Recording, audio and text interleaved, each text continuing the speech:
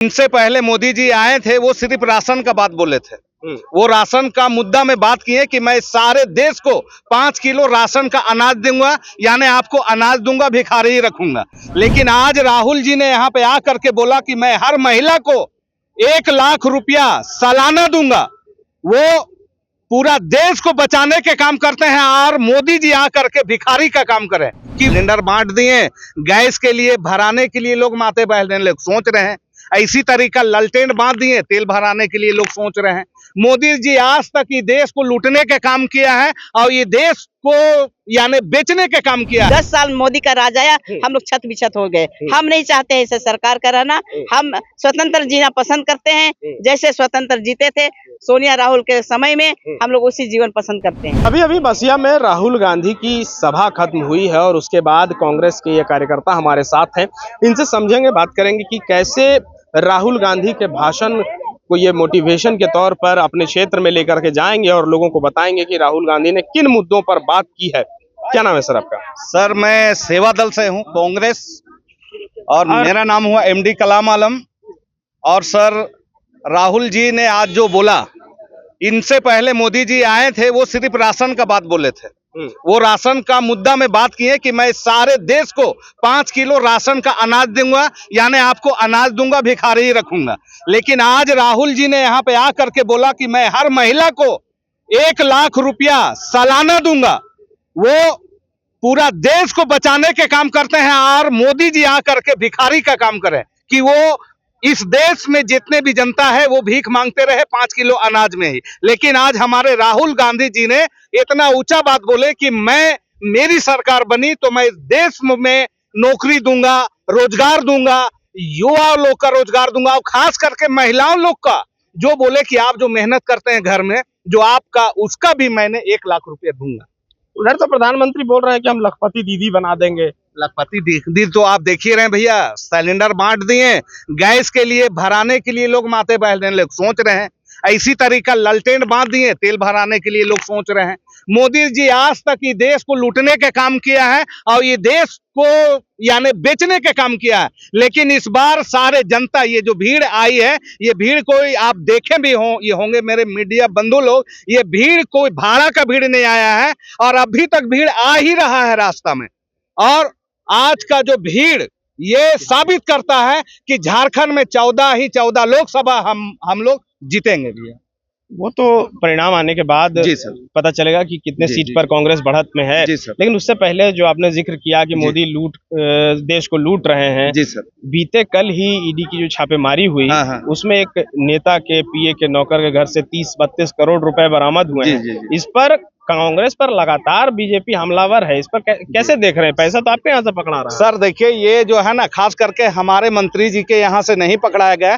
ये जो है देखिए, ये साजिश है सर, और अभी चुनाव का टाइम में ये जांच का विषय है सर। इसको जांच किया जाए, जांच होगा और किसका पैसा है। इसी तरीका हम लोग यानी वो अच्छा यानी जो हमारा कांग्रेसी नेता है उसको डैमेज करने में सब सारे लोग लगे हुए हैं। ये जांच का विषय है सर। अच्छा, क्या लग रहा है कि राहुल गांधी के आने से लोहरदगा में जो प्रत्याशी हैं सुखदेव भगत और खूंटी में कालीचरण जी, ये लोग को बढ़त मिल पाएगा? राहुल गांधी उतना इम्पैक्ट क्रिएट कर पाए हैं? देखिए, इस बार जो चुनाव चल रहा है ये कांग्रेस और बीजेपी के बीच नहीं है, बल्कि बीजेपी सरकार और झारखंड की जनता के बीच में है। और इस बार जनता ही चुनाव लड़ रही है और इसका परिणाम आने वाले समय में बहुत सुखद होगा। और मैं दावे के साथ कह सकता हूं कि इस समय में कांग्रेस जीत रही है। खूंटी से तो 100% श्योर है, और गुमला जो लोहरदगा निर्वाचन क्षेत्र है उससे भी हम लोग काफी मतों से जीत रहे हैं। आप कह रहे हैं कि जनता चुनाव लड़ रही है, लेकिन जनता के अलावा लोहरदगा से चमरा लिंडा भी चुनाव लड़ रहे हैं। इससे आपको ही फर्क पड़ेगा ना, वोट बैंक तो आपका कटेगा वोट। नहीं, ऐसी बात नहीं है। चमरा लिंडा और समीर उरांव दोनों है बिशुनपुर से रहने वाले, और दोनों है संबंधित सरना से। और मुझे लगता है कि इसमें कांग्रेस को नहीं, बीजेपी को नुकसान होगा, क्योंकि जितने भी जो वोट कटेंगे वो बीजेपी के कटेंगे, कांग्रेस के नहीं। कांग्रेस के जो वोट है वो बरकरार है और इसमें हम लोग निश्चित तौर पे जीत रहे हैं। यहाँ कुछ महिलाएं हैं जो सभा में आई थी। दीदी, राहुल गांधी सरना धर्म कोड का जिक्र करके गए कि अगर उनका सरकार बनेगा तो वो सरना धर्म कोड लागू करेंगे। आप लोग खुश हैं इस बात से, मानते हैं कि वो आएंगे? तो एकदम खुश हैं हम लोग, खुश हैं हम लोग, कैसे नहीं, जब बोल के गए हैं तो जरूर करेंगे।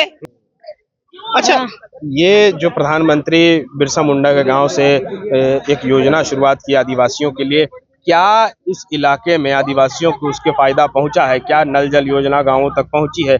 आदिवासियों के लिए इधर स्कूल बना है गांव में? क्योंकि ये सब बातों का जिक्र प्रधानमंत्री अपने भाषण में कर रहे हैं कि आदिवासियों के लिए मैंने ये किया। क्या वो जमीन तक पहुंचा है? एक कार्यकर्ता तो आप कांग्रेस की हैं ही, लेकिन इसके अलावा आप गांव की एक नागरिक भी हैं। क्या पहुंचा है गांव तक? ये गांव का जल मीनार जरूर पहुंचा है, थोड़ा सा लोगों से फायदा जरूर ले रहा है, लेकिन जो स्कूल में शिक्षा नीति है ये सबसे भ्रष्ट है। स्कूल में बच्चे कम पाए जा रहे हैं, स्कूल में टीचर का कमी है, अभाव पाया जाता है, जिसके वजह से शिक्षा का अभाव है। ये तो आपकी सरकार है, ये तो सरकार का सवाल नहीं है, स्टेट मैटर है ये। शिक्षकों की जो बहाली है वो झारखंड सरकार करती है। अच्छा, ये बात कर रहे हैं कि आदिवासी की बात भाजपा भी कर रही है, कांग्रेस भी कर रही है, लोहरदगा सीट में चमरा लिंडा भी कर रहे हैं, तो कांग्रेस पर लोग भरोसा क्यों करें, बताइए? कांग्रेस पर लोग इसलिए भरोसा करेगा क्योंकि जो सरकार हम लोग को शुरू से 17 साल से किया, उस समय हम लोग पूर्ण आजाद थे, और उसके जैसे ही 10 साल मोदी का राज आया, हम लोग छत बिछत हो गए। हम नहीं चाहते ऐसे सरकार का रहना, हम स्वतंत्र जीना पसंद करते हैं, जैसे स्वतंत्र जीते थे सोनिया राहुल के समय में, हम लोग उसी जीवन पसंद करते हैं।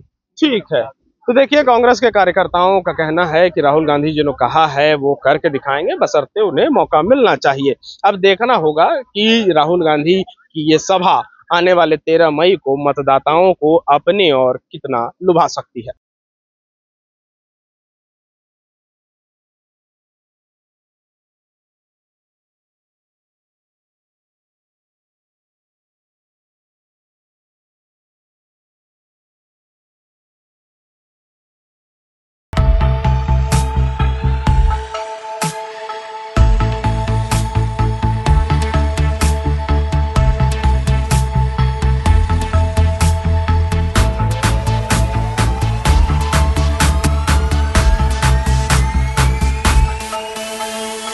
बायोम मेडिकल प्रिपरेशन का एकमात्र संस्थान, जहां है complete digital classrooms, individual doubt counters, video lectures, student tracking system, library facility, 100% result oriented rankers batch, study package and class notes in PDF।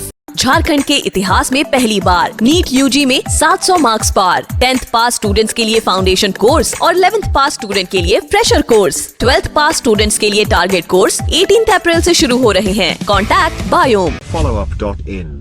Like, share and subscribe. www.thefollowup.in